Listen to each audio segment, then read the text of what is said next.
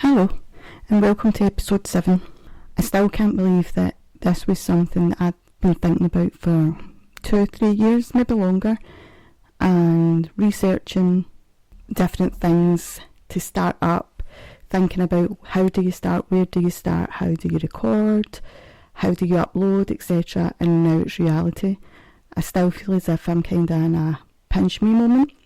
And I've got to say thanks to everybody who has been listening and supporting me since the start of this. It's been really nice, and it gives you that little boost of confidence sometimes that you need. I also want to thank my guests that have been on and the ones that are planning on coming on, because I've just secured a couple more guests over the coming months, and hopefully we'll get more in. I think Ainsley's going to come back in to talk about one of the topics in the next couple of weeks as well, so that'll be good. I think this week I'm just going to talk about mental health as an all-rounder in general, not one specific topic, because I think that in a sense might alienate some people who are tuning in to get a bit of reassurance. So I think this one's for everybody. So mental health, as we all know, it can happen to anybody, any of us, any time in their life, any age. It's not gender specific, it's not just adults, it can be children as well. And I know a lot of people still think, how can children struggle with their mental health? What do they have to worry about? But when you think back to when you were a child, you maybe had some worries, and if you were lucky not to, that's amazing, but unfortunately not everybody's in that same position. Some people do have struggles. I mean, if you think about what you see on news almost daily about things that have happened to individuals, or things that the police are investigating, and if it's something the police are investigating, there's always people behind that who are hurting, who, whether it be family members or victims, etc. And that can take a lot of getting over. But it doesn't have to be something as severe as that to trigger your mental health. It can be grief, loss, and grief can also come in a strange sort of way when it comes to the end of a relationship as well, because you can be grieving a relationship that you thought was going to be forever. You can be grieving that person who you thought was going to be your forever person. Obviously, we all know about grief in the other sense, where someone sadly passed away. And in each circumstance, we should be there for one another. We should be helping each other, because it can take a while to get over. And there's no time limit on grief. It's not like you will be over this in a week, or you will be over that in 3 months. Grief can take months to appear, to show signs. It can go on for a long period of time, especially if you were very close to the person. But on the flip side, if you weren't very close to the person, you lost contact, it could have been a parent, a child, grandparent, whatever, and you lost contact with them, you maybe had a falling out, then sometimes you can feel guilt. And you've got no need to feel guilt, depending on the circumstances, obviously. But you need to find a way to move forward, a way to continue your life and live a happy life. And if that is seeking help or saying sorry in another way, then you do what's right for you. You go through that process in the way that feels right to you. No one can tell you what's right or wrong in that situation. You've also got, when it comes to children, it could be parents are splitting up and they feel like they're the one in the middle, because you've got mum, you've got dad, you're going to mum's, you're going to dad's potentially. You maybe only stay with one parent, or they may only stay with one parent. And it's almost like children just see what's in front of their face in that moment, so they maybe feel as if they have to prove their love for each individual parent, or if it's the one parent that they are solely with, they may feel as if they have to show that parent that they are on their side or whatever. And that can be a lot for a child. It can be a lot on a child's shoulders. So I think continual conversations with that child, ensuring that they know that this isn't their fault, this isn't anything that they have to deal with, that they can just, they still need to be happy, they can still be happy. You still want them to be a child. You don't want them to grow up too fast. You don't want them to take on any responsibilities that they maybe didn't have previously just because that said relationships broke up. That's just one sort of circumstance where it might affect a child. There's many, many more. Obviously, we do hear about children that have gone through some kind of abuse, and in that case, they need the right support, they need the right help, they need the right therapy. So that's a whole other ballgame. That's something else that's on that child's shoulders, and that's something that will potentially carry on into their adult life. The same as an adult, if they go through any kind of abuse or trauma, they will carry it for every day, but it's getting the right help, ensuring that you're working through, making progress, continuing to live your life and not letting that take over your life. It's very easy to sit back and allow it to ruin your life, but if you can have a good support system round about you, then you can still have a very, very happy, healthy life. And we don't want any negativity to carry forward with us. We don't want to be negative all the time. We don't want to be untrusting towards people because of an issue that we've gone through. So in that case, you do want to ensure that you have the right people around you, people that you do trust, people that you can go to or that you can depend on, the same as they should be able to depend on you as well. It's not a one-way system. We should all be there for each other, especially within friendships and families, relationships as well.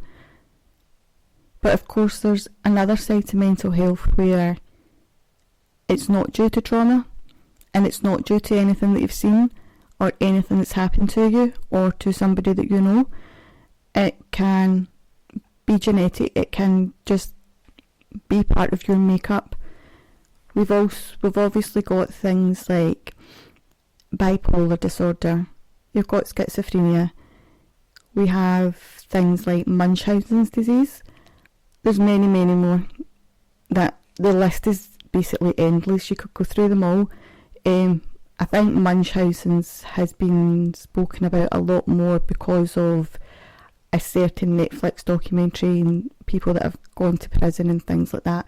You've maybe heard of it, you maybe haven't. So Munchausen's is about a person who will fabricate illnesses, make up illnesses. They will see signs that are there that aren't actually there, and they are adamant that this person, whether it be themselves or whether it be somebody that they care about or love, has a terminal illness or something as severe as that. Again, it's all about the right care. In that sense, you would need the right medication as well. And I know a lot of people don't want to go on medication, which is very understandable, and that's why there are a lot of holistic therapies out there, and we will, in coming episodes, there will be a lot more spoken about holistic therapies. But when it comes to medication, sometimes it is needed, and you can try your hardest, but sometimes medication along with talking therapy, counselling, however you want to describe it, is sometimes needed together. They both come hand in hand. You can't do just medication because you're not getting to the root of the issue, you're not getting to what triggers you, and that's a big part of making waves with your mental health. Talk through everything and getting to the core of it, finding your way of coming to terms with things in your head, realising that this isn't your fault, this isn't because you've done anything bad, it's just unfortunate that you are going through a blip at this moment.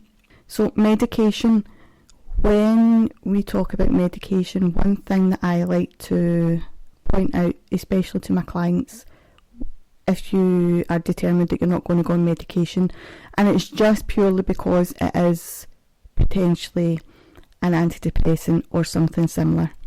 So usually when somebody says to me, no, I'm not going on it, I don't want to go on it, and I'll ask why, and that's not because of any negative feedback that they're giving me. I am genuinely interested in why do you not want to go on medication, and the biggest majority of the time they don't have a reason. It is just because of an antidepressant. So they don't have a reason, there's no side effects or anything, there's nothing, it's almost like the stigma of being on an antidepressant. People will look at you differently. Nobody has to know you're on that medication, nobody has to know you're on any medication, whether it be paracetamol or dialysis, whatever. Nobody has to know what's going on in your personal life unless you decide to tell them.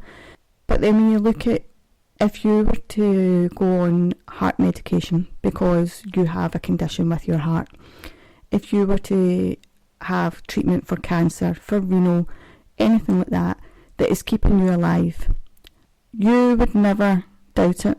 You would always say, yes, I want to live as long as possible, I want to take any medication that's offered. So why not with antidepressants? Antidepressants could be keeping you alive.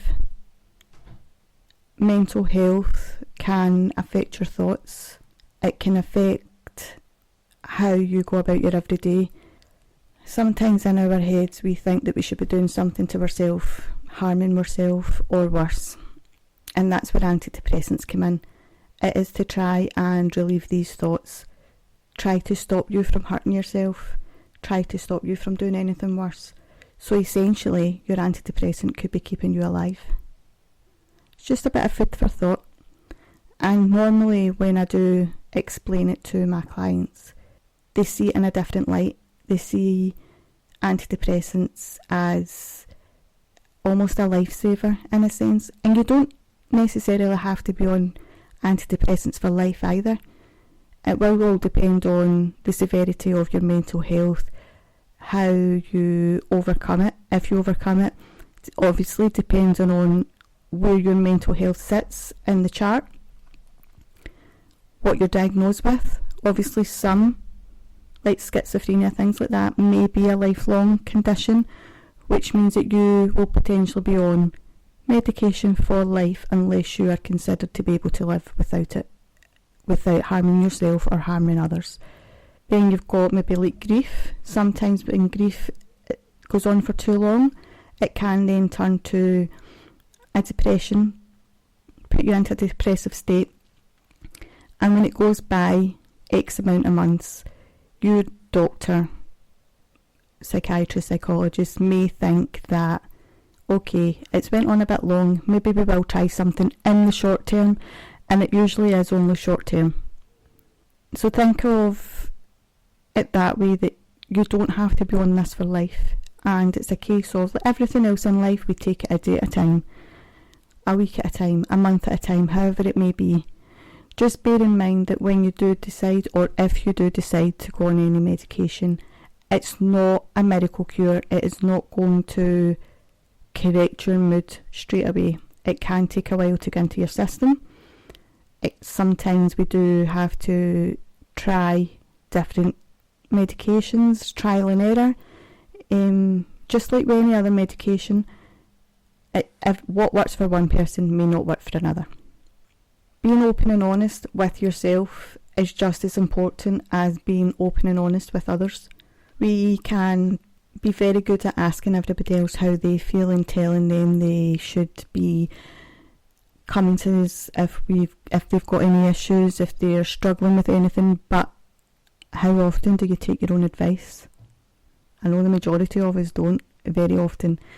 And obviously I talk a lot about self-care, self-love, because you've got to care for yourself and love yourself before you can care for others or love others. Obviously if you've had children, you understand love in a different way, and you know that you're going to love that child forever. But again, depression can make you think differently, and knowing when your thoughts are changing and knowing when your thoughts aren't healthy is a big part of self-care and self-love, and also a time when you know that you need to speak to somebody, whether it be a professional, whether it be a family member, a very close friend, just to let them know that you think something isn't quite right, you're thinking a certain way. And that's okay. We can all have blips in the road. We can all have struggles. And anybody that says, I've never struggled with anything, they're lucky. But it doesn't mean to say that they will continue on that path. We would love to think that there's people out there that never struggle, or everybody would never struggle again in their life. But it very rarely happens. Self-care and self-love is something that is just for you. So you can care for others, and you can care for, and you can show them that you love them, but how often do you care for yourself and show yourself the same love? Caring for yourself is, do you ensure that you are eating 3 meals a day? When the kids are sitting eating, partner's sitting eating their dinner, whatever, are you ensuring that you're sitting having a meal at the same time, or are you too busy going and doing all the housework? Are you getting enough sleep at night? 8 hours, etc., 7 hours. Everybody's body's different, so everybody's body will need a different amount of sleep. But are you ensuring that you're getting enough sleep at night? Before you go to work, before you go to college, uni, take the kids to school, are you ensuring that you're having breakfast, cup of tea, cup of coffee, whatever it is that gets you up in the morning, keeps you going? Do you make sure that you've got some time for yourself, or are you just running on empty? Having time for yourself doesn't mean to say that you need hours and hours at a time. It can be you're just sitting having a cup of tea while reading a book or watching your favourite show in peace and quiet without it being disturbed and without you drinking a freezing cold cup of tea. I had my own self-care day today, and again, like everybody else, I don't always take my own advice, but it was needed, it was essential. So I went out to see my best friend, spent a couple hours with her, and then I went for a massage. And it was needed. I keep pulling muscles in my shoulders and my neck, etc., which means that I'm not giving my body the right care it needs. So it was time to down tools and do something about it. And that was exactly what I'd done. And I feel so much better for it afterwards. So I spoke about knowing the changes in yourself, but what about others? Would you be able to spot the changes in someone else? Whether it be someone that's close to you, or maybe just a colleague at work, or it could be a neighbour. Some of the changes that you might see in someone who's struggling is they don't leave the house as often. They're maybe a bit more unkept. Their personal care isn't as well kept as it normally is. Do you think they're losing weight? They're looking a bit tired. They could be putting on weight. And I don't just mean a little pound or so. It would be a bit more drastic than that. I would say losing weight is more common than putting on weight with someone who's struggling with their mental health.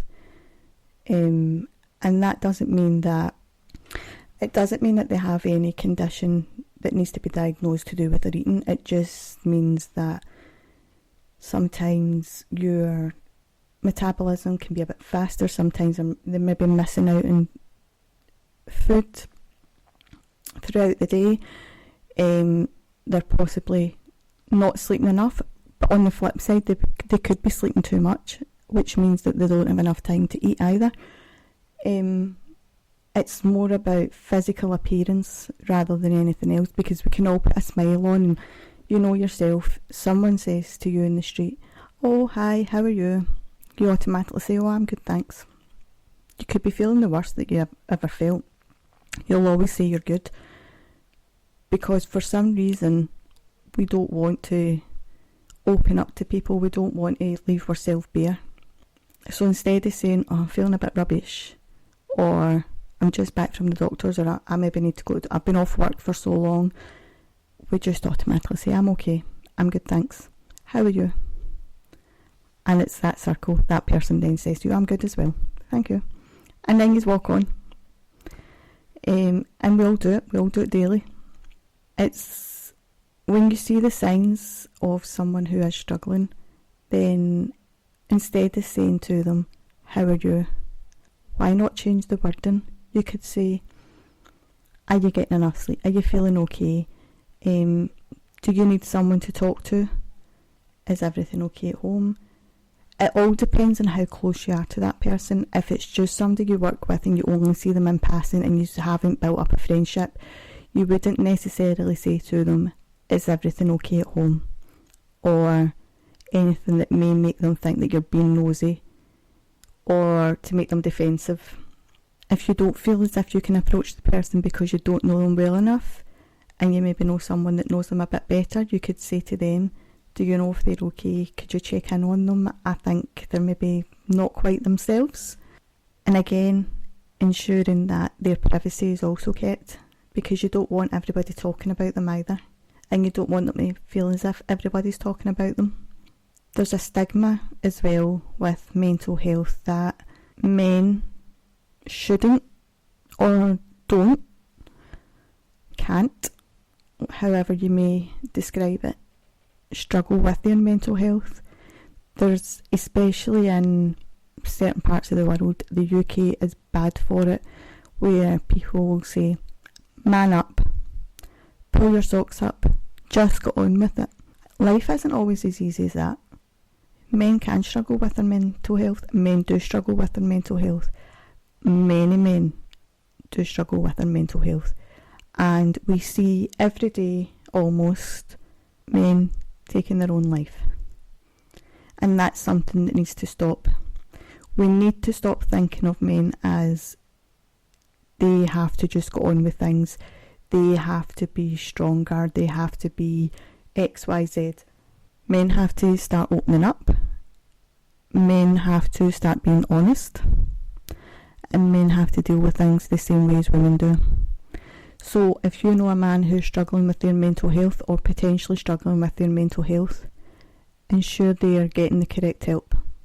Ask them to talk to somebody. Now, if they don't feel as if they can speak to their friends or their family members, for that exact reason that I've just mentioned about being judged, worrying about people not seeing them being as manly as what they should be, they can phone many helplines which are very confidential. They don't have to be face to face with anyone, and they also don't have to give any personal details. These are charities that are there for this exact reason. People that don't want to be known to have mental health issues, or struggling with their mental health, struggling with their thoughts.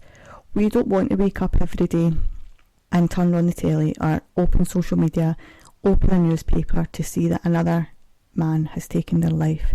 We also don't want to see that any women are taking their life, or any children. This isn't solely about men, but I want to bring to attention that men need to start opening up more. Men shouldn't be judged because they are going through a certain situation, and it doesn't matter what's took them there. The only thing that matters is that they get the help they need. And once you start opening up, you will realise that there's probably many people within your circle, male, female, however they like to be known, will also be struggling. But because everybody keeps it a secret, nothing gets fixed. Nobody can be there for each other. Whereas if you speak to somebody and then they say, oh well, I've been struggling, or I did struggle in the past, or I know someone that was struggling, they may be able to give you some advice. You may be able to be a shoulder for each other.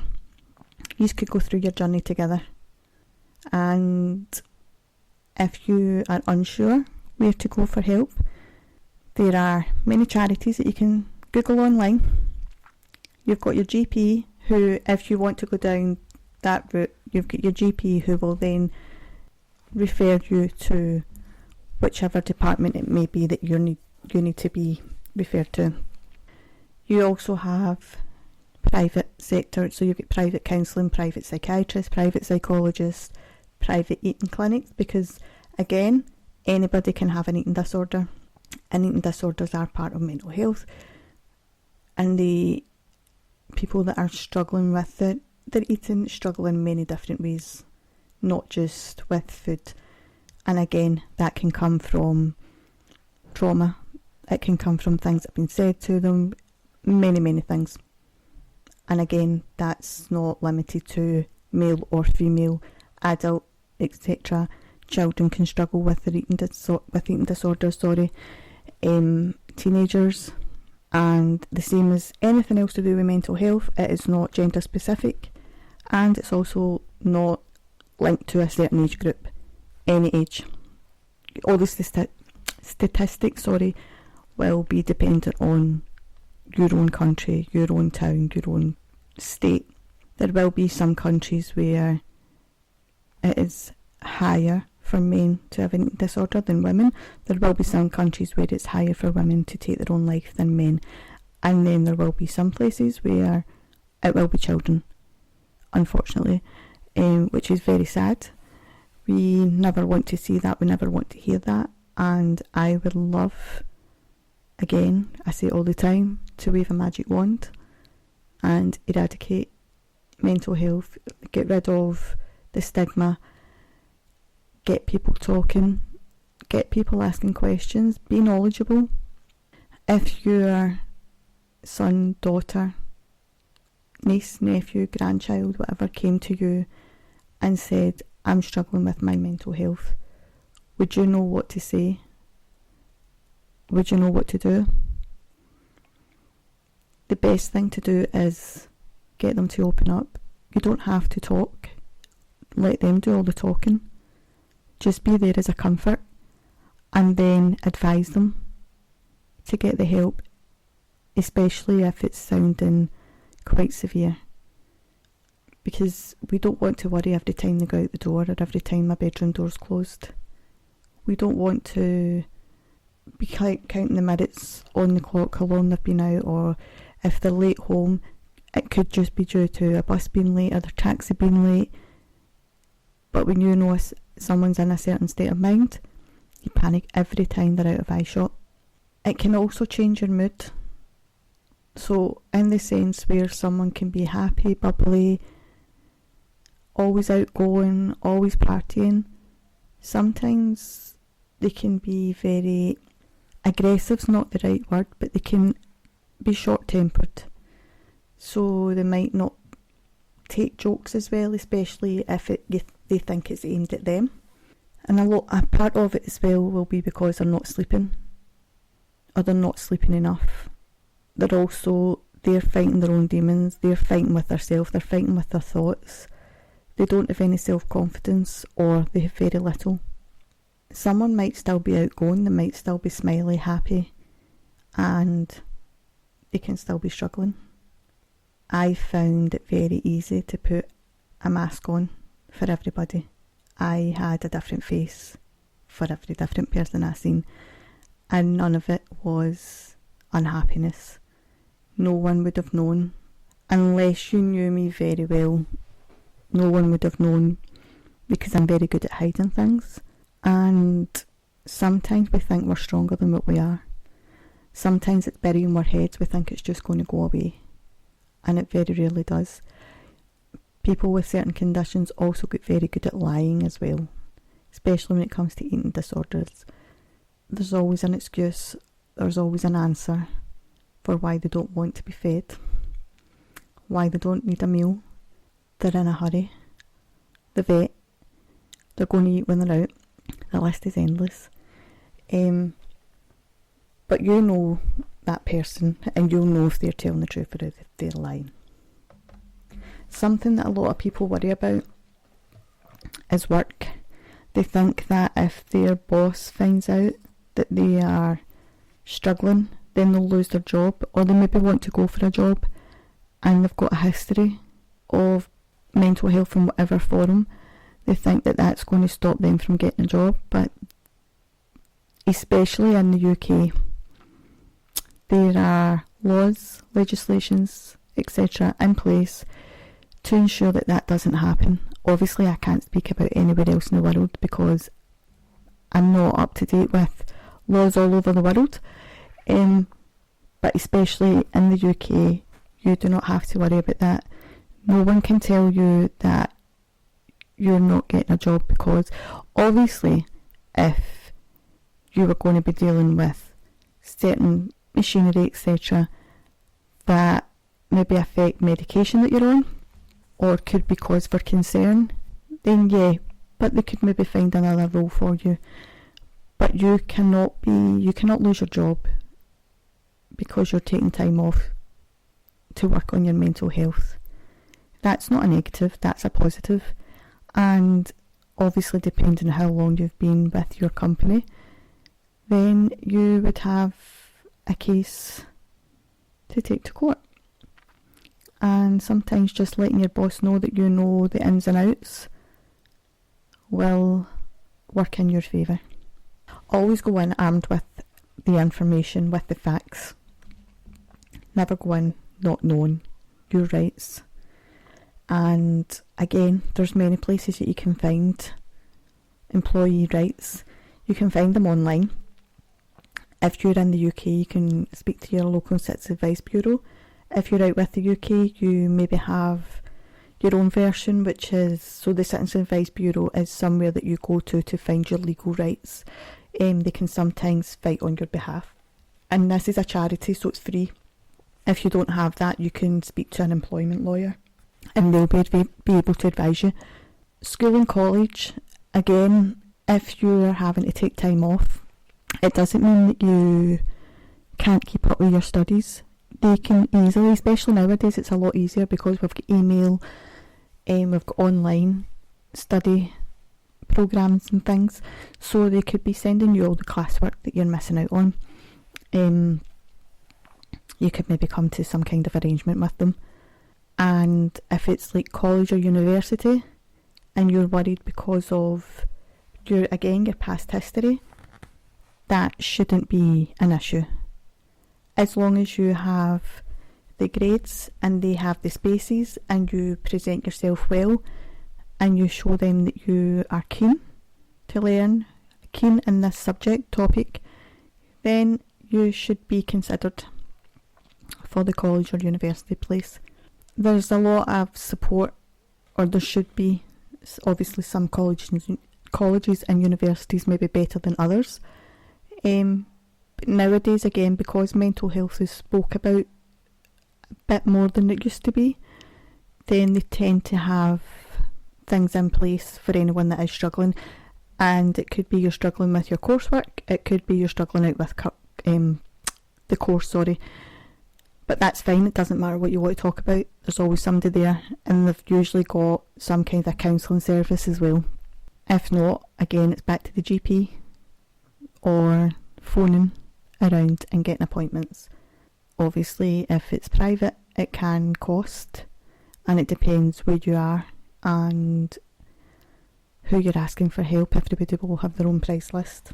We said earlier on about mental health not being gender specific or being limited to any age group. So if it's a child, obviously you don't want to go in and ask them grown-up questions. Sometimes, depending on the age group, you could sit down and play a game with them, and once they get into the game you could start talking that way. They could be drawing pictures and ask them to describe the picture, ask them how their day was, how was school, like, do it in a child-friendly way. Obviously, as they get older, then the way you question would be towards an older child. If they're 12, 13, 14, 15, they want to be treated like an adult. They're not an adult yet. They like to think they're being treated like an adult. So if you speak to them on a more child-friendly adult basis, you might get more out of them. Obviously, we know that teenagers, preteens, aren't the best for talking. Sometimes it's a grunt, sometimes it's a I hate you, We've all been there, we've done it, we've lived it, we've watched it happen.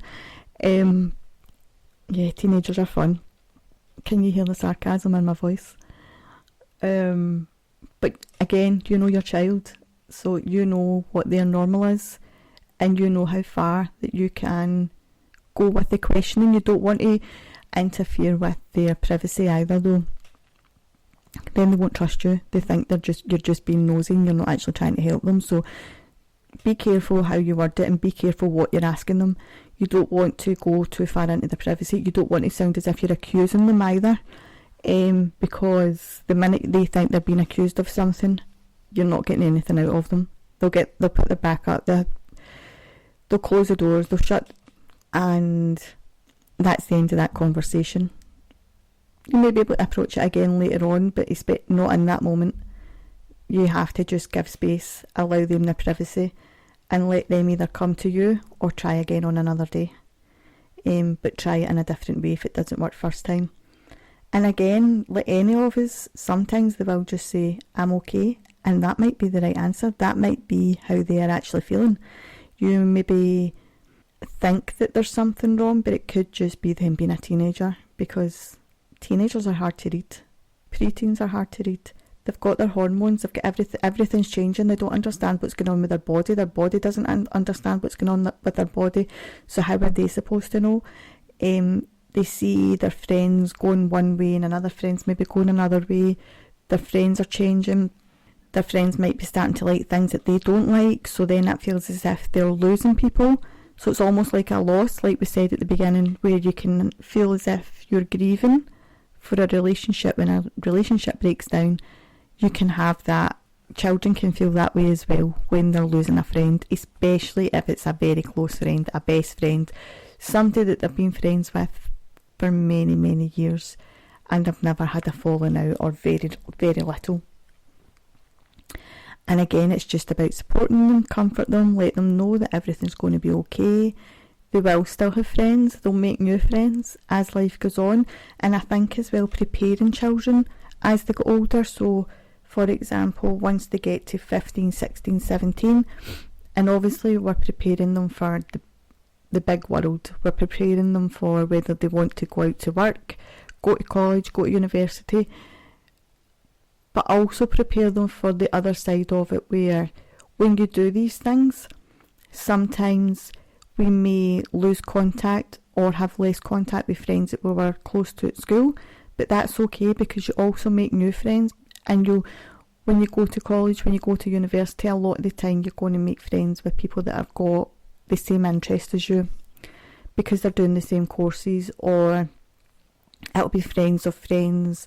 Everybody just comes together, and it can be very social going to college and going to university. They have very many nights out and they absolutely love them. They don't study as much maybe, but yeah, being young is all about enjoying it. It can't all be about study, work. You've got to enjoy your life as well, and they've got to be given that sort of free rein when they get to that age. You then have to remember that you're treating them like an adult now and not like a child, and it can be very hard. I remember when my oldest son turned 18, and it was very hard trying to find the way of how do I treat him now. I don't want to let him think that I don't care about him anymore, but I also don't want to treat him like a child. And it takes a little while for you to find the balance, and that's okay. But you'll get there. We all get there in the end, and we all find what's the right for our family, or what's the right for our household, or friendship, that whatever it may be. If they decide they want to go out to work and they don't want to go to college or university, that's fine as well. Sometimes learning on the job is the best way for some of us. Not everybody is academic. Some people are more hands-on. I know many people that prefer hands-on learning rather than sitting in a class and somebody telling us or reading out a textbook, etc. Learning as you go can be more beneficial depending on the job. I don't want it to sound all doom and gloom this week, which I feel as if it has, because we're just basically talking about mental health and where it can affect people, how it can affect people, where you can get help, who you want to help. But I said earlier on that when I was struggling, I was very good at putting a face on for everybody. And just to tell a wee funny story, I used to go out on a Saturday night with one of my best friends to the local bar. I only had one child at the time, and he would go and stay with my mum on a Saturday night to give me a wee bit of a break. And I was really, really struggling at this point. But I thought I still had to be that person. I still had to be the life and soul of the party, blah, blah, blah. So yeah, I would go out and have fun. In my head, there was a million things going through my head at the time, but I had to show everybody I was having fun. I had to be the party girl, blah, blah, blah. And that was all fair and well, because it was probably one of the only times you would get me out of the house, is on the Saturday night. Because I didn't really do anything, exercise, whatever. But I don't know about where you are, but obviously I'm in Scotland, and the primary schools here, especially the younger kids in primary school, so maybe 5, 6, 7, would do what they call news on a Monday. And news was tell a story about what happened over the weekend. Any of you know where I'm going with this? My son, who was 5 or 6, I can't remember, because he had the same teacher for 2 years. I know what teacher he had. He had the same teacher for 2 years, so I can't remember what year it was. I think he might have been 6. And he used to say that this teacher was an old lady, and the reason he called her an old lady was because she had this big tooth, like Nanny McPhee. So if anybody asked him, "Oh, what's your teacher like?" obviously they meant, is she nice? Does she shout a lot? Whatever. And he said, she's an old lady. What makes her an old lady? She's an old lady with an old tooth. And this was the Nanny McPhee tooth that I'm talking about. Anyway, she was very, very old school. I was scared of her. Everybody was scared of her. She just looked scary. So Monday morning comes, he goes to school, he came home, and I said, "Oh, how was school?" "Oh, it was good. Tell me all about school." "What did you say for your news?" Here we go. He went in and told his teacher and all his class that his mum was at the bar on Saturday night, dancing naked on the tables. Steaming drunk. Please. I had parents' night coming a week or two later, and I thought social services were going to be there. I mean, you got part of the story right. It was a Saturday night and I was drunk. There was no dancing on the tables, and there most definitely was no nakedness. So yeah, that's our... I don't know how to pronounce that off. I don't know how to describe it. That's what my son thought of me when he was 5, 6 year old. And it makes you think, what do kids actually think about when their parents go out? What do they think that their parents do? Or what do they think goes on? Do you know, if you're driving by a bar, or you walk by a bar, if you're in town with the kids, and they hear all the noise and all the laughter and all the shouting and whatever else, what goes through kids' heads? What do kids think? Because you don't take them into a bar. Very rarely do we take them into a bar, especially not late at night, because that's for grown-ups. That's where you go when you're an adult. So what do they think goes on behind those doors that only adults are allowed to see? Do we think their imagination runs away with itself? Because clearly my son's did. He obviously thought the women danced naked on the table. I don't know whether they thought the men did as well, so it could have been something very illegal going on in that bar, if he was right, which obviously he wasn't. But yeah, what goes on in kids' heads? Kids' imaginations are wild, but they're amazing. They really are. They think the strangest things, but they're funny, they're comical when you actually analyse what they're thinking. And that's every age group in a child. So that's my funny story for this week, to try and lighten the mood a little bit. I hope everybody enjoys their week. Next week I will be talking about trolling, potentially. Oh no, I'm not, that's a lie. That's, I think, the week after. What am I talking about next week? I don't know. But because it is the week after, and I have told you that now, if you've got any stories about trolling, bullying, social media, negative or positive, obviously there's no positive about trolling, but I'm talking about if you've got any positive stories about social media or any negative stories, and we won't solely be talking about trolling, we won't solely be talking about everything online, but we will, a big chunk of it will be about that, because that's the thing nowadays, isn't it? But where does trolling start and where does it end? What age groups? Bullying can start within school, within a workplace, within whatever, and then carry on to online trolling. Do you know anybody that's experienced that?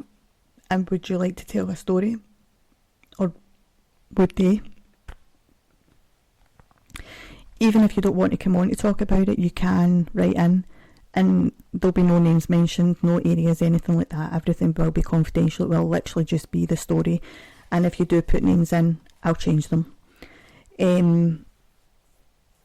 Social media and all these streaming sites and the online gaming, things like that, they can be positive, but there's also a negative side to them. There's a very dark side to them. So I think it's a bit more of awareness than anything else. So yeah, 2 weeks time it'll be online mainly, but there'll also be sort of bullying, a wee bit of advice for parents, a bit of advice for children, whatever age you are. If you're still classed as a child or if you're classed as an adult, there will be some information there for you. There'll also be information where you can go and get some help. Next week, I'm not entirely sure because a couple of the episodes have been changed because of who's coming on to talk with me. So it's fitting in everybody else's diaries as well. But it will hopefully be a good one. I'll try and get something a bit different for next week. It's funny how we think we're organised and then in reality we're not as organised as what we think. I always say I'm the most disorganised person. Although in my head I'm organised, I suppose it's organised chaos is the best way to describe me. I know where I'm meant to be when I'm meant to be and I can be there. But it's when I don't know and then I'm like, oh, right, how do I fill that time? How do I fill that minute? Anyway, I'm rambling. I'm talking a lot of rubbish. So we will leave it at that. If anyone has anything they would like me to talk about next week, get in touch and I'll look into it. Other than that, it's a surprise for you and it's a surprise for me what's happening next week, but let's hope it's a good one. It will be, I promise. But enjoy your week and I hope you enjoyed the episode. Thanks. Bye bye.